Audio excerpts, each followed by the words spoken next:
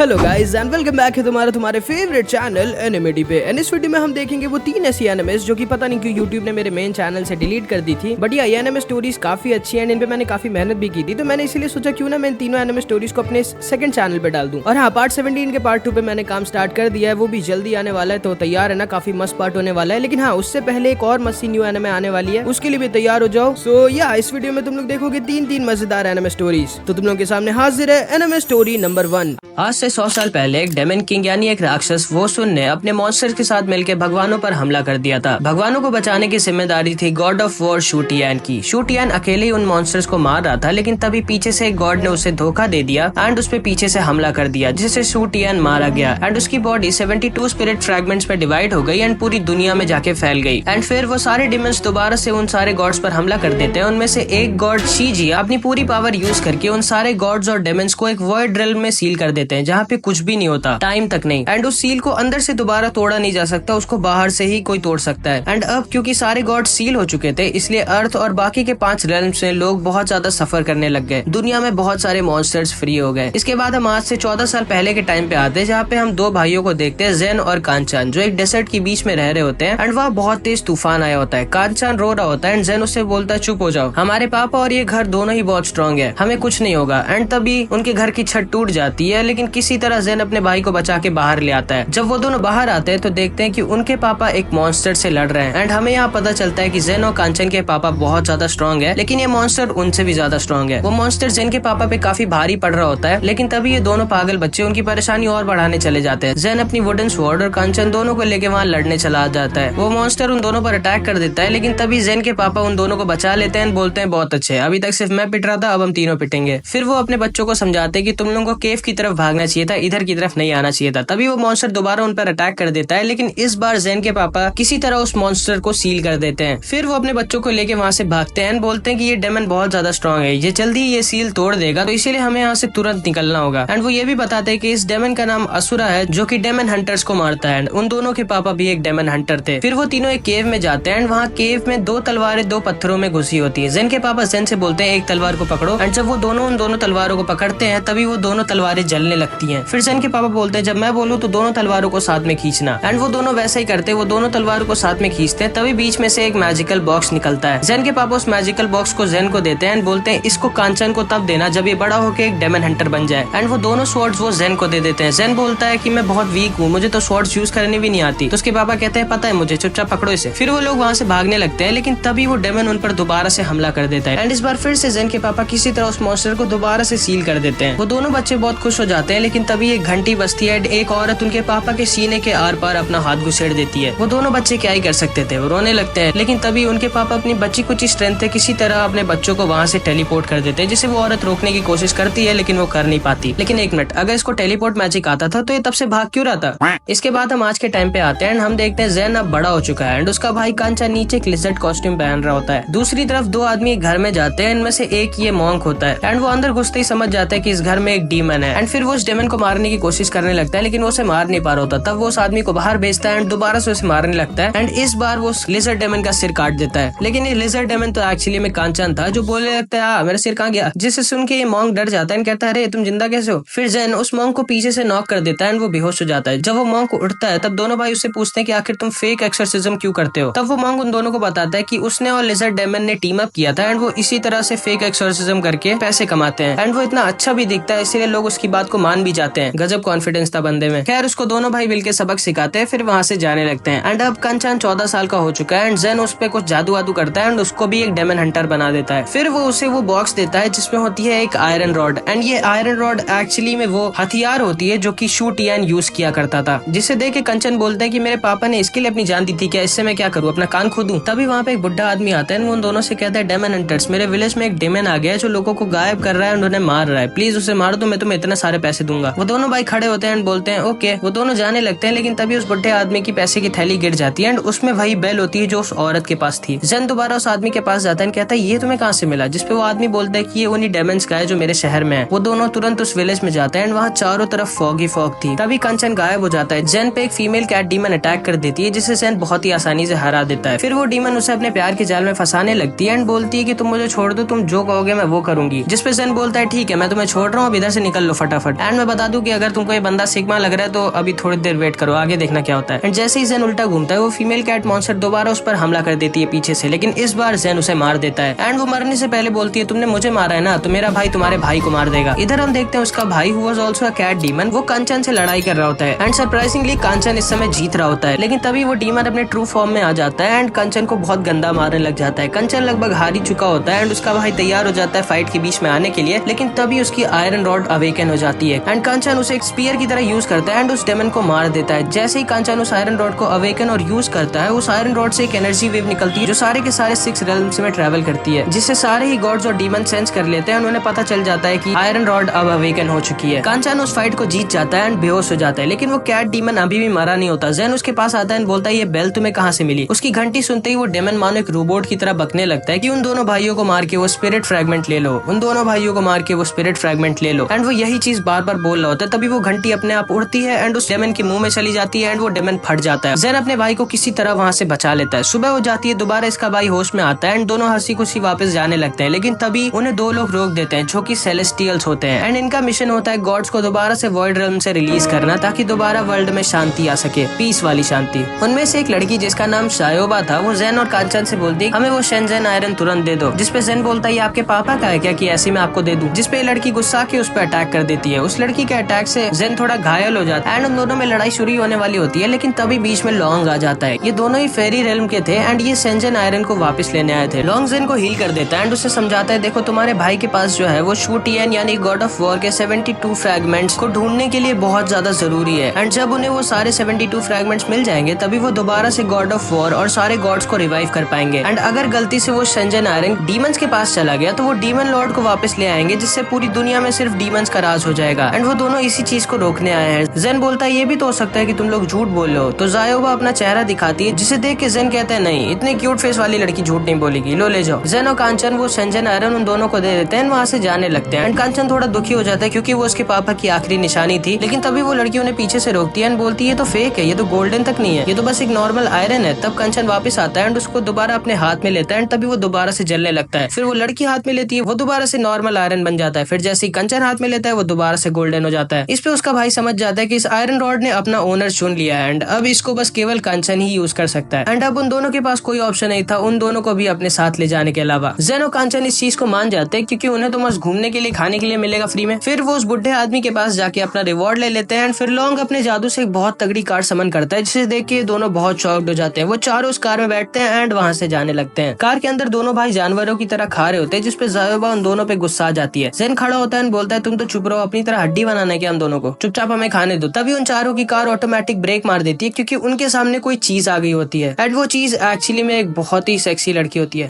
जेन उसको देखते ही पागलों की तरह उसकी तरफ भागता है एंड उसे गोद में उठा लेता है एंड उसके पेट से खून बह रहा होता है मानो उसको किसी ने चाकू घोंपा हो। वो उसको उनकी कार के अंदर लेके जाने लगता है, लेकिन तभी जायोबा बीच में आके उसे रोक देती है एंड कहती है पागल हो क्या, ऐसे किसी आरे गैरों को हम अपनी कार में नहीं आने देंगे। जिसपे जेन बोलता है तुम इससे इसलिए जल रही हो क्योंकि ये तुमसे इतनी ज्यादा सुंदर है। फिर दोनों बहुत देर तक लड़ाई करते हैं। जेन आखिरी में उस लड़की को लेके अंदर आ जाता है। लॉन्ग उस पे हील मैजिक यूज करता है, फिर उससे पूछता है कि आखिर तुम्हें इतनी चोट कैसे लगी। जिसपे लड़की जिसका नाम जींग है वो उसे बोलती है कि रास्ते में उस पे कुछ बैंडिट्स ने हमला किया था जिनसे वो किसी तरह बच के भागी है। जिसपे जेन बोलता है चलो मेरे साथ वापस, अभी मैं उन बैंडिट्स की ऐसी की तैसी करता हूँ। जिसपे लड़की मना कर देती है एंड बोलती है नहीं, उसको वापस नहीं जाना है, तुम लोग बस मेरे को डार्क कैनियन तक छोड़ दो। जेन उससे कहता है कि अरे वाह, हम लोग भी तो उधर ही जा रहे हैं। तब ये लड़की पूछती है तुम लोग उधर क्यों जा रहे हो। तब कांचन उसको पूरी बात बता देता है कि उसके पास ये है एंड वो स्पिरिट फ्रैगमेंट लेने जा रहे हैं, गॉड्स को रिवाइव करना है। वो उसको सब कुछ बताने लगते हैं। तभी जायोबा उसे रोक देती है एंड बोलती है बस करो, अपनी पूरी कुंडली बता दोगे क्या। एंड उसे समझाती कि हर चीज उसको हर किसी को नहीं बताना चाहिए। जिसपे वो लड़की स्माइल करती है एंड यहाँ हमें पता चल जाता है कि ये अच्छी नहीं है। लॉन्ग सबसे कहता है रात होगी, हमें सो जाना चाहिए, कल सुबह तक हम लोग डार्क कैनियन पे होंगे। वो लोग रात में सोने लगते हैं एंड बीच रात में ये लड़की अपना असली रंग दिखाती है एंड ये कांचन की आयरन रॉड चोरी करने की कोशिश करती है, लेकिन कई बार फेल होती है। जेन तो नींद में मस्त अपने सपने एंजॉय कर रहा होता है, तो इसलिए वो तो उठने से रहा एंड वो लड़की अपने मिशन में सक्सेसफुल हो जाती है एंड फिर वो शेंजेन आयरन को चोरी करके वहाँ से भाग जाती है। सुबह जब वो लोग उठते तब उन्हें समझ में आता है कि वो लड़की तो उन्हें बेवकूफ बना के शेंजेन आयरन लेके भाग गई। जिसपे जायोबा दोनों को बहुत सुनाती है एंड कहती है तुम्हारे ठरकपन की वजह से ही आज ऐसा हुआ है। इधर हम देखते हैं जींग एक गुफा में जाती है जहाँ पे 2 डीमंस उसका इंतजार कर रहे होते हैं। एक्चुअली में जिंग दुनिया की बेस्ट थीफ होती है एंड असल में उसकी बहन को इन लोगों ने बंदी बनाया होता है और उन्हीं ने इसको ऑर्डर दिया होता है ये चीज चोरी करके लाने के लिए। एंड जिंग वैसा ही करती है, वो उसे चोरी करके लाके इसको दे देती है एंड बोलती है कि अब मेरी बहन को छोड़ दो। वो हंसता है एंड बोलता है माफ करना, मुझे सेंजन, आयरन और तुम दोनों बहनें तीनों चाहिए। एंड पता नहीं जिंग इसकी बातों पे कैसे आ गई थी। वो लड़ने की कोशिश करती है लेकिन वो कहाँ ही जीत पाएगी इन दोनों से, क्योंकि इन दोनों के पास शू टियान का एक स्पिरिट फ्रेगमेंट है। मतलब समझ रहे हो ना लोग कितने स्ट्रॉन्ग है। इधर हम देखते हैं सेंजन आयरन की पावर को ट्रेस करते करते ये चारों भी इधर आ जाते हैं। जिंग फिर से इस डेमन पे अटैक करती है जिससे थोड़ा गुस्सा हो जाता है एंड जिंग पे बहुत ही पावरफुल हमला कर देता है। एंड इससे पहले कि वो जिंग को लगे उसकी बहन बीच में आके उसे बचा लेती है, लेकिन खुद बहुत ज्यादा इंजर्ड हो जाती है। जिंग इस चीज को देख के बहुत ज्यादा रोने लगती है एंड तभी दोनों भाई उधर उन दोनों को बचाने आ जाते हैं एंड उनके साथ ये दोनों भी आ जाते हैं। ये मॉन्स्टर्स अपने सारे सैनिकों को बुलाता है लेकिन तभी लॉन्ग अपने मैजिक से इनके सारे सैनिक को हवा में उड़ा के बाहर फेंक देता है। फिर ये वाला डीमन अपने स्पिरिट फ्रैगमेंट्स की पावर यूज करके एक बैरियर बनाने लगता है जिससे खुद गॉड्स भी नहीं तोड़ सकते, लेकिन इससे पहले कि वो बनाता ज़ायोबा उसे हवा में उड़ा देती है। फिर ये दोनों भाई मिलके दोनों बहनों को लेके वहां से भागने लगते हैं एंड इन दोनों में और इस डीमन में बहुत ज्यादा तगड़ी लड़ाई स्टार्ट हो जाती है। एंड ऑब्वियसली क्योंकि इसके पास शू टियान यानी गॉड ऑफ वॉर का स्पिरिट फ्रैगमेंट था तो ये काफी ज्यादा स्ट्रॉन्ग था। इधर हम देखते हैं ये दोनों भाई और वो दोनों लड़कियां वहां से भाग रही होती है, लेकिन तभी ये वाला डीमन उन पे अटैक कर देता है जो अकेला उन दोनों भाइयों और इस लड़की पे काफी भारी पड़ रहा होता है। वो कंचन को बहुत ज्यादा इंजर्ड कर देता है एंड जेन को भी अपने बैरियर में बंद कर देता है। एंड अब अगर जल्दी इस बैरियर को नहीं खोला गया तो जेन पूरा का पूरा स्टोन का बन जाएगा एंड मर जाएगा। उसका भाई उसे तोड़ने की कोशिश करता है लेकिन ऑब्वियसली वो उसे नहीं तोड़ पा रहा होता एंड वो डीमन उसे दूर फेंक देता है। कंचन बहुत ज्यादा इंजर्ड हो जाता है। इधर इन तीनों की बहुत तगड़ी लड़ाई हो रही होती है लेकिन किसी तरह ये दोनों मिलके इसको हरा देते हैं एंड उसका स्पिरिट फ्रैगमेंट ले लेते हैं। एंड इधर जेन पूरा स्टोन का बनने ही वाला होता है एंड ये मॉन्स्टर जोर जोर से हंस रहा होता है एंड कांचन बहुत ज्यादा रोने लगता है क्योंकि उसे बहुत ज्यादा वीक फील हो रहा होता है एंड यूजलेस फील हो रहा होता है। एंड तब वो कहता है मेरी मदद करिए गॉड्स। एंड तभी वो आयरन रॉड दोबारा से जलने लगती है एंड उस आयरन रॉड की मदद से कांचन उस बैरियर को तोड़ देता है जिसे आज तक कोई भी गॉड नहीं तोड़ पाया था, जिसे देख के मॉन्स्टर बहुत ज्यादा शॉक्ड हो जाता है एंड जेन आजाद हो जाता है एंड दोबारा इससे लड़ने लगता है एंड इस बार ये इसे हरा देता है। ये डीमन जमीन पे गिरता है एंड बोलने लगता है मुझे लगा ही था कि तुम उसी आदमी के बेटे हो जिसने मुझे बहुत सालों पहले हराया था। एंड इसने ही उस औरत को रिक्वेस्ट किया था कि इसके पापा को मार दे। जेन दोबारा पूछता है कि कहाँ है वो औरत। तभी उस बेल की दोबारा आवाज आती है एंड ये डीमन अपने आप मर जाता है एंड इसका भी स्पिरिट फ्रैगमेंट इन लोगों को मिल जाता है। इसके बाद हम देखते हैं लॉन्ग जीन की बहन को हील करने की कोशिश करता है लेकिन इसकी फिजिकल बॉडी बहुत इंजर्ड हो चुकी होती है। तो लॉन्ग क्या करता है कि वो उसकी बहन को जीन की रिंग के अंदर सील कर देता है एंड बोलता है कि जब सारे गॉड्स रिवाइव हो जाएंगे तब तुम्हारी बहन भी दोबारा से रिवाइव हो जाएगी। एंड अब जिंग बोलती है कि उसको अपने साथ उनकी जर्नी पे ले चले एंड वो उनकी हेल्प करेगी सारे गॉड्स को दोबारा आजाद करने में। तो ये सब इस बात को मान जाते हैं एंड उनको अब 2 स्पिरिट फ्रैगमेंट्स भी मिल चुके थे एंड अब केवल 70 स्पिरिट फ्रैगमेंट्स और चाहिए। कांचन की आयरन रॉड उन दोनों स्पिरिट फ्रैगमेंट्स को अब्सॉर्ब कर लेती है। इसके बाद वो सारे लोग फायर टाउन में आते हैं क्योंकि कांचन की आयरन सेंजन ने अब 2 स्पिरिट फ्रैगमेंट्स भी अब्सॉर्ब कर लिए थे तो उसमें बहुत ज्यादा एनर्जी फ्लो कर रही थी एंड ओवरलोड हो रही थी, जिसको ऑब्वियसली कांचन जो कि एक ह्यूमन है और एक बच्चा है वो इतनी ज्यादा एनर्जी से डील नहीं कर पा रहा होता है, तो इसीलिए उसकी थोड़ी तबियत खराब होने लगती है। एंड ये लोग एक्चुअली में इस जगह पे आए ही इसलिए थे क्योंकि यहाँ पे एक दुकान है जो कि एक ऐसी दवाई दे सकते हैं जिससे कांचन की तबियत दोबारा ठीक हो जाएगी। वो लोग जिस जगह पे गए थे वहाँ पे बहुत ज्यादा गर्मी थी एंड ये हमें आगे पता चलेगा कि क्यों। वो लोग एक दुकान पे जाते हैं जहाँ पे जाते ही एक आदमी जींग पे लाइन मारने लगता है एंड ज़ायोबा इसे एक जोर का घूंसा मारती है एंड उसे होश में लाती है एंड फिर उसे बताती है कि हम फेरी रेल्म से हैं, ये सब कपड़े हमें नहीं चाहिए। तब इस आदमी को सब कुछ समझ में आता है एंड देन ये कांचन के लिए एक ऐसी दवाई लाता है जो उसे ठीक कर देगा, जिसके लिए वो बहुत ज्यादा पैसे मांगते हैं लेकिन लॉन्ग के पास पैसों की कमी नहीं है। फिर लॉन्ग उससे पूछता है कि आखिर यहाँ पे इतनी गर्मी क्यों है। तब ये इसे बताता है कि 100 साल पहले जब गॉड्स और डीमंस की लड़ाई हुई थी तब यहाँ पे एक बहुत बड़ा मीटियोराइट आके गिरा था जो कि 100 सालों से जलता आ रहा है, इसी की वजह से यहाँ पे इतनी गर्मी होती है। लॉन्ग बोलता है ये तो पॉसिबल ही नहीं है, उसको तो अभी तक ठंडा हो जाना चाहिए था। फिर वो कांचन से बोलता है अपना आयरन चेंजर निकालो और उसको बार बार घुमाओ। कांचन वैसे ही करता है एंड जब वो अपने आयरन चेंजर को घुमाता है तो उसमें से कुछ एनर्जी वेव्स निकलती है जिसपे वो मीटियोराइट रिएक्ट करता है। अब लॉन्ग इस बात को समझ जाता है कि जो डेमन इस फायर सिटी पे रूल करता है उसके पास भी जरूर से एक स्पिरिट फ्रैगमेंट है एंड उसी की पावर से उसने अभी तक की इस मेटेरॉइड को जलता हुआ रखा हुआ है एंड मोस्ट प्रोबेबली इस डेमन के पास फायर कंट्रोल की पावर होगी। अब ज़ायोबा और लॉन्ग जाने लगता है साथ में इस डेमन को मारने के लिए एंड उसका स्पिरिट फ्रैगमेंट लेने के लिए। तब जेन पीछे से बोलता है कि वो भी चलेगा। तब ज़ायोबा बोलती है कि सोच लो जिन डीमन से अभी हम पहले लड़े थे उनसे बहुत ज्यादा स्ट्रॉन्ग है। तब जेन बोलता है मुझे घंटा फर्क नहीं पड़ता, चाहे जो हो बस मेरे को लेके चलो। क्या हुआ अगर मैं लड़ नहीं सकता, मैं पीछे से कवर तो दे सकता हूँ ना तुम्हें। जिसपे लड़की थोड़ा सा शर्मा जाती है एंड मे भी शायद अब इसको थोड़ा जेन पसंद आने लग गया है एंड फिर वो तीनों डिसाइड करते हैं कि ठीक है फिर वो तीनों जाएंगे उस डीमन से लड़ने। जेन हींग से बोलता है कि प्लीज मेरे भाई कंचन का ध्यान रखना एंड फिर वो उन दोनों के साथ उस डीमन से लड़ने चला जाता है।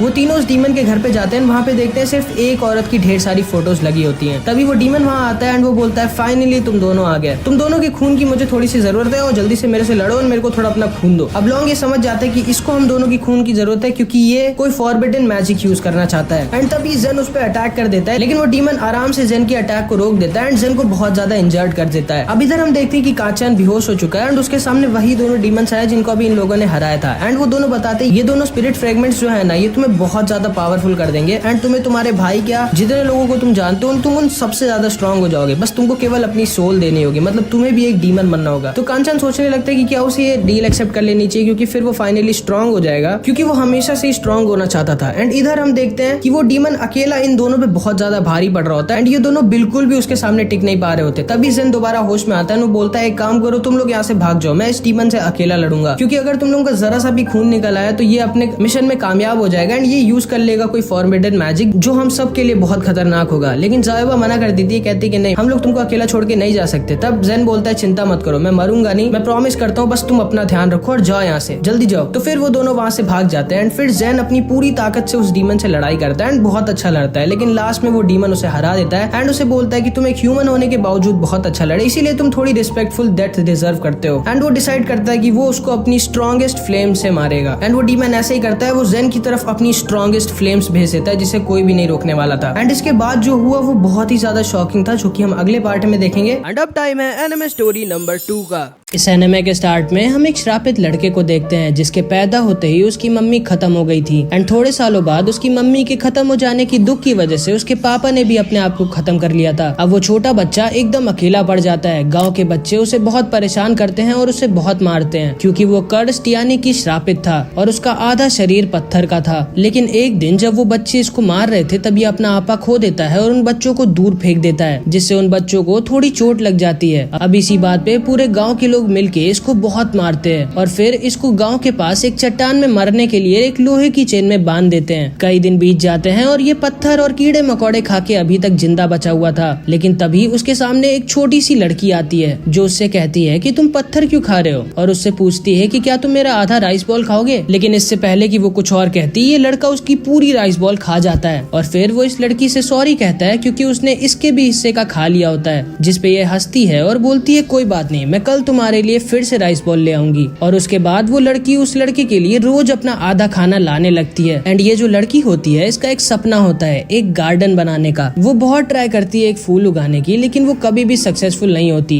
क्योंकि उस जगह पे फ्लावर उग ही नहीं सकता। अब एक दिन ये लड़का जिसका नाम मडो है ये हुआ से कहता है कि लाओ मुझे एक फ्लावर सीड दो, एंड हुआ उसे एक फ्लावर सीड दे देती है एंड अपने घर चली जाती है। अब थोड़े दिनों बाद उस लड़के के ऊपर एक फ्लावर निकल आता है जो कि था एक व्हाइट इक्विनॉक्स फ्लावर, जिसको देख के हुआ बहुत खुश हो जाती है और मडो को गले लगा लेती है। और इसी समय मडो को समझ में आ जाता है कि उसको हुआ से प्यार हो गया है एंड वो डिसाइड करता है कि वो हुआ को हमेशा प्रोटेक्ट करेगा। देखते ही देखते 8 साल बीत जाते हैं। दोनों अब बड़े हो चुके थे और एक दूसरे को बहुत पसंद करते थे। हुआ अभी तक रोज मडो के लिए अपना आधा खाना लाया करती थी, लेकिन फिर एक दिन उस गाँव में बहुत भयानक सूखा पड़ जाता है। सारे लोग भूखे मरने लग जाते हैं। सबको लगता है कि ये सब मडो की वजह से हो रहा है क्योंकि वो श्रापित है और वो अभी तक जिंदा है। अब पूरे गांव वाले उसको साथ में मारने के लिए आ जाते हैं। हुआ उसके सामने खड़ी होती है और बोलती है इसमें मडो की कोई गलती नहीं है, प्लीज उसको कुछ मत करो। लेकिन कोई उसकी बात नहीं सुनता और वो पूरे गांव वाले उस पर हमला कर देते हैं। मडो हुआ को प्रोटेक्ट करने की कोशिश करता है और सारी की सारी मार खाने लगता है, लेकिन तभी उन गांव वालों में से एक बूढ़ी औरत एक एक्स का यूज करती है और मडो पर हमला करती है, जो एक्स जाके हुआ को लग जाती है और वो बहुत ज्यादा इंजर्ड हो जाती है। अब इस चीज को देख के मडो अपना आपा फिर से खो देता है। वो इतने सालों का गुस्सा और हुआ की हालत को देखकर पागल हो जाता है और वो एक बार में पूरी चट्टान तोड़ देता है और उस बूढ़ी औरत के ऊपर एक चट्टान फेंक देता है। एंड उसके बाद वो उस पूरे के पूरे गांव को तबाह कर देता है। एंड फिर वो हुआ के पास जाता है, लेकिन अब बहुत देर हो चुकी थी क्योंकि हुआ अब खत्म हो चुकी थी। वो हुआ के ऊपर वो फ्लावर रखता है जिसको वो दोनों इतने साल उसे पाल रहे थे, जो कि अब रेड कलर का हो चुका था। एंड तभी वो नोटिस करता है कि उसकी पावर्स की वजह से जहाँ जहाँ पर खून था वहाँ पे एक फ्लावर उग रहा था, जिसकी वजह से वो जगह एकदम गार्डन जैसी लग रही थी, जैसा हुआ चाहती थी। एंड देन मडो बहुत तेज तेज रोने लगता है। और मैं बता दूं कि ये हमारी एनिमे का विलन है। अब हम देखते हैं हमारे मेन हीरो को, जिसका नाम होता है जी, जो कि 16 साल का एक हाई स्कूलर होता है और एक लोनर होता है। वो ज्यादा किसी से बात नहीं करता, अपने काम से मतलब रखता है और उसको सिर्फ एक चीज बहुत अच्छे से आती है और उसको बहुत पसंद है, वो है खाना बनाना। वो एक दिन अपने घर में मस्त रामेन बना रहा होता है और वो एक्सीडेंटली इतना अच्छा रामेन बना देता है कि उसके बगल में एक पोर्टल खुल जाता है, जिसमें से एक बहुत सुंदर लड़की बाहर आती है। वो उसको देखता है और डर के मारे उसके हाथ से वो रामेन गिर जाता है, लेकिन वो लड़की तुरंत उस रामेन को बचा लेती है और उसको पूरा का पूरा खा जाती है। जी उससे पूछता है कि कौन हो तुम, जिसपे ये कहती है कि मेरा नाम है डोरा और आज से मैं तुम्हारे साथ रहूंगी। जी उसे पकड़ता है और घर के बाहर फेंक देता है और दरवाजा बंद कर देता है। फिर वो सोचने लगता है कि क्या ये सब सही में हो या फिर मैं सपना देख रहा था। वो अंदर जाने लगता है, लेकिन तभी वो देखता है कि वो लड़की अभी भी अंदर थी और उसका खाना खा रही थी। वो उसको फिर से पकड़ता है और खिड़की से बाहर फेंक देता है, लेकिन फिर भी वो लड़की दीवार के आर पार होकर अंदर आ जाती है और उससे कहती है कि मुझे भूख लगी है। और वो अपने जादू से जी का सारा राशन और खाना खा जाती है। जी उसे टॉयलेट में फ्लश करने लगता है और बोलता है कहाँ फंस गया मैं, ऐसे तो ये मुझे खा जाएगी। लेकिन बहुत मेहनत के बाद वो समझ जाता है कि वो इससे पीछा नहीं छुड़ा सकता। वो उसको चाय देता है और बोलता है मैं तुमसे 3 चीजें पूछूंगा। पहली, कौन हो तुम? दूसरी, यहाँ क्यों आई हो? और तीसरी, मैं तुमको भगा कैसे सकता हूँ? ये लड़की चाय पीती है और बोलती है मैं हूँ डोरा और मैं 3 करोड़ साल की हूँ और मैं एक मैजिकल स्पिरिट हूँ और तुम्हारे खाने की वजह से मैं यहाँ समन हुई हूँ, और क्योंकि मैं तुम्हारी वजह से यहाँ समन हुई हूँ इसलिए तुम हो एक समनर। और जो समनर होते हैं वो बेसिकली वो लोग होते हैं जो मैजिकल स्पिरिट्स को समन करते हैं उनकी मैजिकल पावर्स को यूज करने के लिए और स्ट्रॉन्ग बनने के लिए। वो उससे कहती है कि तुम्हें मेरे साथ बस एक कॉन्ट्रैक्ट साइन करना होगा जिससे तुम फिर मेरी पावर्स को यूज कर पाओगे। लेकिन जी उठता है और बोलता है नहीं, उसे ये सब नहीं करना, और वो अपने स्कूल के लिए निकल जाता है। अब डोरा पूरे स्कूल के रास्ते उसका पीछा करती है और बोलती है कि साइन कर लो ना कॉन्ट्रैक्ट, तुम्हें मैजिकल पावर्स यूज करने का मन नहीं है, कितने अजीब हो तुम। फिर वो उससे कहती है कि सोच लो, मेरी पावर्स की हेल्प से तुम पूरी दुनिया पर राज कर सकते हो। जिन उससे कहता है हटो सामने से, मुझे स्कूल के लिए देर हो रही है। और वो स्कूल चला जाता है जहाँ उसे उसके टीचर मैथ्स पढ़ा रहे होते हैं। एंड तभी डोरा वहाँ फिर से आ जाती है और उससे कहती है कि कर लो ना यार कॉन्ट्रैक्ट साइन प्लीज। और फिर से वो उसे बहुत परेशान करने लगती है। जिन बहुत गुस्सा हो जाता है और चिल्ला के कहता है चुप रहो, जिसपे टीचर को लगता है कि वो उससे चुप होने के लिए कह रहा है। वो उससे डांटते हैं और बैठा देते हैं। क्लास खत्म हो जाती है और हम देखते हैं डोरा टीचर के सिर पे सो रही होती है और जी वहाँ से चुपचाप भाग जाता है। घर जाते वक्त रास्ते में उसका एक लड़की इंतजार कर रही थी। वो उसे रोकती है और उसे बताती है कि वो उसे बहुत पसंद करती है और वो उसे एक लव लेटर देने लगती है। लेकिन तभी उसके बैग में से डोरा निकल आती है और बोलती है तुम्हारे जैसे चोमू को कोई लड़की कैसे पसंद कर सकती है। अब जिन बहुत ज्यादा गुस्सा हो जाता है और जोर से बोलता है चुपचाप भाग जाओ यहाँ से। अब उस लड़की को लगता है कि जिन ने उससे भागने के लिए कहा था, तो वो रोते रोते वहाँ से भाग जाती है। अब जी डोरा से बहुत ज्यादा परेशान हो चुका था। वो डोरा को ढेर सारा खाना देता है और उससे कहता है कि प्लीज मैं हाथ जोड़ता हूँ, मेरा पीछा छोड़ दो। जिस पे डोरा दुखी हो जाती है और अपने ओरिजिनल फॉर्म में आ जाती है और बोलती है कि ठीक है मैं तुम्हारा पीछा छोड़ के चली जाऊंगी, लेकिन मैं बता दूं कि तुम्हारी वजह से मुझे अब 100 सालों तक एक चेन में बंध के रहना होगा, क्योंकि अगर कोई समनर स्पिरिट को समन करने के बाद उसका कॉन्ट्रैक्ट साइन नहीं करता तो स्पिरिट को ये पनिशमेंट मिलती है कि उसको 100 सालों तक चेन में बंध के रहना होगा। और वो उससे कहती है लेकिन कोई बात नहीं, वो उसके लिए इस पनिशमेंट को झेलने के लिए तैयार है। और वो उससे कहती है कि ठीक है चलो मैं चलती हूँ, और उसके सामने वो अपना हाथ बढ़ाती है। जी थोड़ा सा दुखी हो जाता है, लेकिन तब भी वो अपना हाथ उसके सामने बढ़ा देता है उससे हाथ मिलाने के लिए। लेकिन जैसे ही वो अपना हाथ बढ़ाता है, डोरा उसके हाथ को एक स्पेशल वे में पकड़ती है और उन दोनों का कॉन्ट्रैक्ट साइन हो जाता है। एंड डोरा ने जी को बेवकूफ बना के उससे कॉन्ट्रैक्ट साइन करवा लिया होता है, क्योंकि जो साइन उन लोगों ने किया था इसका मतलब था कि अब उन लोगों ने कॉन्ट्रैक्ट साइन कर लिया है। जी बोलता है चलो कोई बात नहीं, तुम्हारे 100 साल बंदी बन के रहने से अच्छा है कि तुम मेरे साथ ही रह लो। फिर डोरा जी का हाथ पकड़ती है और उसे बताती है कि जब तक हम लोग एक साथ हैं हम बहुत सारे मैजिक यूज कर सकते हैं। एंड देन वो उसे पकड़ती है और बोलती है ये देखो। एंड तभी उसके 2 पर निकल आते हैं एंड वो आसमान में उड़ने लगता है, जिसमें जी को बहुत ज्यादा मजा आ रही होती है। लेकिन बीच रास्ते में डोरा सो जाती है। जी उसे उठाने की कोशिश करता है लेकिन वो उठती नहीं एंड वो दोनों गिर जाते हैं। उन दोनों को थोड़ी चोटें लगती हैं, लेकिन डोरा जी का हाथ पकड़ती है और एक मैजिक करती है जिससे वो दोनों दोबारा से हील होने लग जाते हैं और डोरा दोबारा से सो जाती है। जी उसे कंबल उड़ाता है और उसके बगल में वो भी लेट जाता है और सोचता है कि वैसे ये सब इतना भी बुरा नहीं है। अगले दिन वो सारे न्यूज चैनल्स में अपने आप को देखता है, क्योंकि जब वो डोरा के साथ उड़ रहा था तो कई लोगों ने उसकी फोटो खींच ली थी। हालांकि उसका फेस इतना साफ साफ नहीं दिख रहा है तो इसीलिए अभी वो सेफ है, लेकिन फिर भी वो समझ जाता है कि वो इस तरह से शहर के ऊपर नहीं उड़ सकता। उसके बगल में डोरा अपने ओरिजिनल फॉर्म में लेटी हुई थी एंड जी से कहती है मुझे सनस्क्रीन लगा दोगी क्या? एंड ये जी मना कर देता है।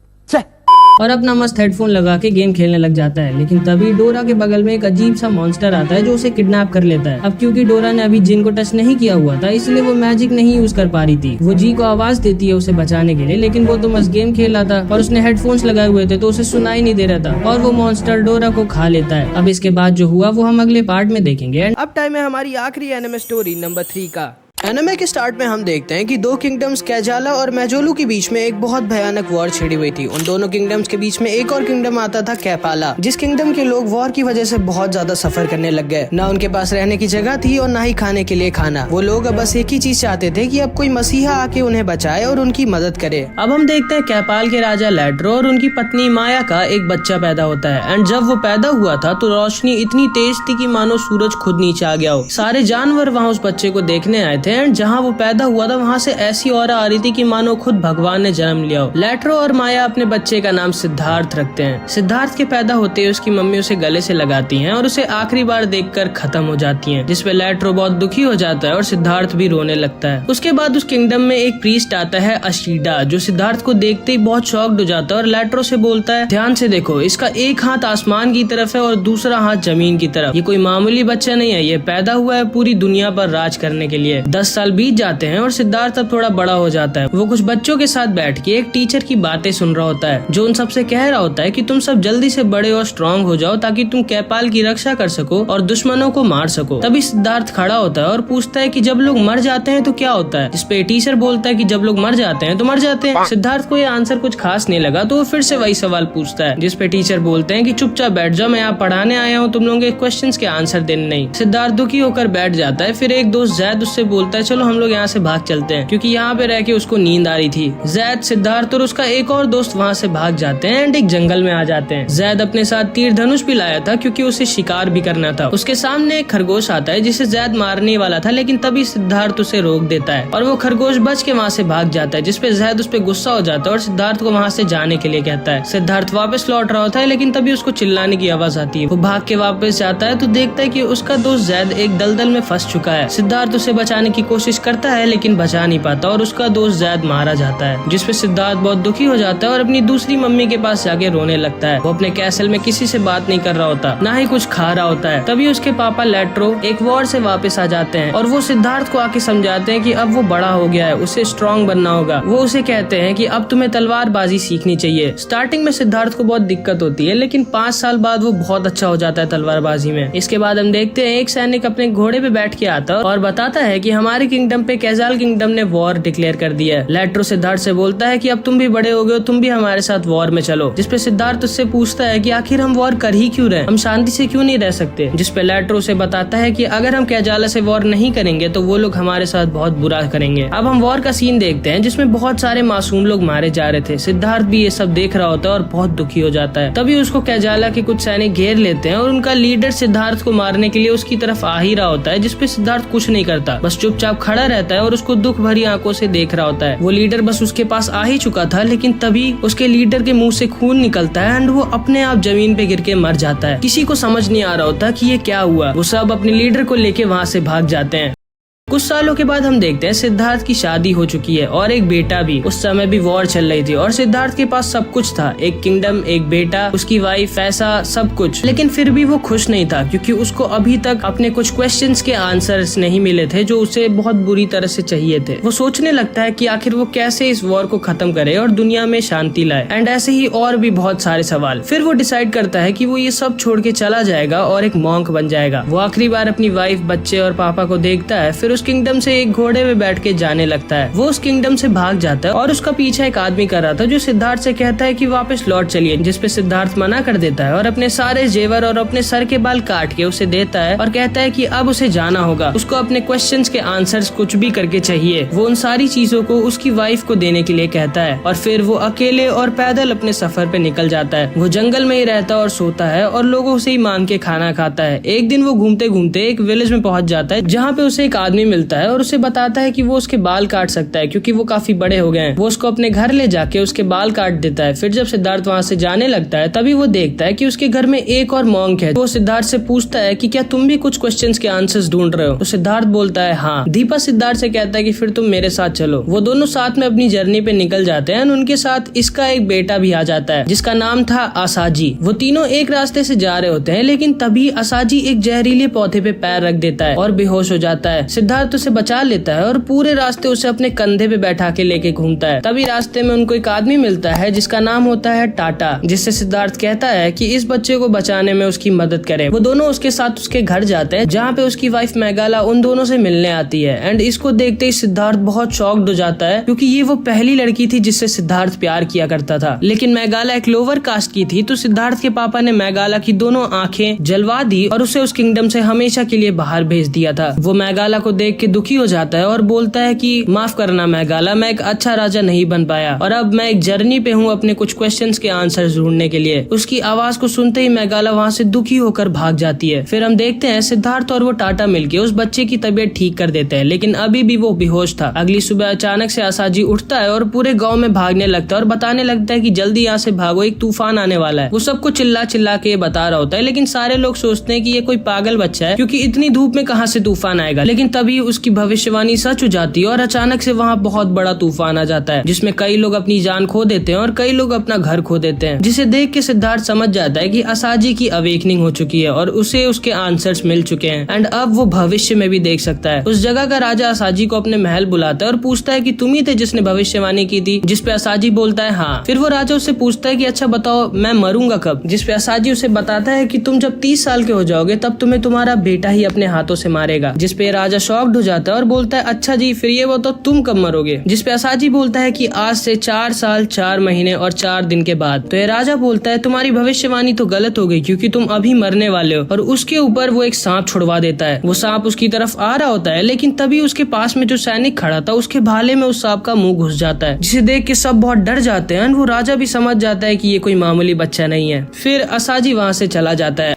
अब हम देखते हैं सिद्धार्थ, दीपा और असाजी अपनी जर्नी पे निकल जाते हैं और बहुत लंबा सफर तय करने के बाद वो एक ऐसे जंगल में आते हैं जहाँ बहुत सारे मॉन्क्स अपने क्वेश्चंस के आंसर्स ढूंढ रहे थे और बहुत हार्ड ट्रेनिंग कर रहे थे। वो दोनों भी अपनी ट्रेनिंग वहीं शुरू कर देते हैं। असाजी उनके साथ ट्रेनिंग तो नहीं करता लेकिन वो दूर से बैठ के सिद्धार्थ को देखता रहता था और ये दोनों बहुत हार्ड ट्रेनिंग करते हैं। उन दोनों के बाल भी बहुत बड़े हो जाते हैं और वो दोनों वीक भी बहुत हो जाते हैं। और देखते ही देखते 4 साल 4 महीने और 3 दिन बीत जाते हैं। असाजी सिद्धार्थ के पास आता है और उसे बताता है कि मेरा टाइम अब आ चुका है, कल फुल मून की नाइट है और कल वो खत्म हो जाएगा। जिसपे सिद्धार्थ उसे बोलता है कि क्या तुम्हें मौत से डर नहीं लगता? जिसपे असाजी उसे बोलता है कि एक ना एक दिन तो हम सबको मर जाना है और उसने जिस काम के लिए जन्म लिया था उसके लिए उसका मरना बहुत जरूरी है। सिद्धार्थ उससे पूछता है कि आखिर किस चीज के लिए तुमने जन्म लिया था? जिसपे असाजी उसे बताता है कि उसकी लाइफ का गोल उसकी पूरी जिंदगी तुम्हारी मदद करना था और तुम्हारे सवालों के आंसर्स को ढूंढने में मदद करना था। सिद्धार्थ उसे बोलता है नहीं, मैं तुमको कल मरने नहीं दूंगा। वो अगले पूरे दिन असाजी का ख्याल रखता है और देखता है कि उसको जरा सी भी चोट ना लगे। और रात में सोते टाइम वो असाजी को एक पेड़ में ऊपर बांध देता है, ये सोच के कि अब असाजी कहीं नहीं जा सकेगा और इस रात वो उसे कुछ भी नहीं होने देगा। फिर वो उसी पेड़ के नीचे बैठ के मेडिटेशन करने लगता है लेकिन तभी उसकी आंख लग जाती है और पास में एक खरगोश आता है जो उस पेड़ पे चढ़ के उसकी रस्सी को काट देता है। असाजी उस खरगोश का पीछा करते करते कुछ वुल्फ्स के बच्चों के पास आ जाता है जो बहुत भूखे थे और असाजी वहीं पे लेट जाता है। तभी सिद्धार्थ की आंख खुलती है और वो असाजी को ढूंढने लगता है। ढूंढते ढूंढते उसे असाजी मिल तो जाता है लेकिन बहुत देर हो चुकी थी। वो पूरी वुल्फ की फैमिली असाजी को नोच नोच कर खा रही थी। सिद्धार्थ इस चीज को देखता है और उसे खुद को संभाला नहीं जाता। वो उधर से भाग जाता है और एक जगह जाके बहुत ज्यादा रोने लगता है। फिर वो अपने शरीर को इतना ज्यादा दर्द देने लगता है जिसे देख के खुद बाकी मॉन्क्स भी डर जाते हैं और वो उसे बोलते हैं कि बस करो वरना तुम मर जाओगे। जिसपे सिद्धार्थ बोलता है कि उसका दर्द असाजी और बहुत सारे लोगों के सामने कुछ भी नहीं। वो ना तो खाना खाता है और ना ही पानी पीता है। वो एक ऊंचे से पहाड़ पे बैठ के मेडिटेशन कर रहा था, तभी तूफान आ जाता है और सिद्धार्थ बगल की खाई में गिर जाता है। फिर जब उसकी आंखें खुलती हैं तो वो अपने आप को एक नदी में तैरता हुआ पाता है और उसकी बॉडी बिल्कुल भी हिल नहीं रही होती, बस केवल उसका दिमाग चल रहा होता है और वो सोचता है कि क्या यही मौत है। तो बस इस वीडियो में इतना ही। आई होप कि तुमको वीडियो अच्छी लगी होगी। वीडियो अच्छी लगी तो लाइक जरूर से कर देना। मिलते हैं अगली वीडियो में, तब तक के लिए अपना ख्याल रखना। Bye bye.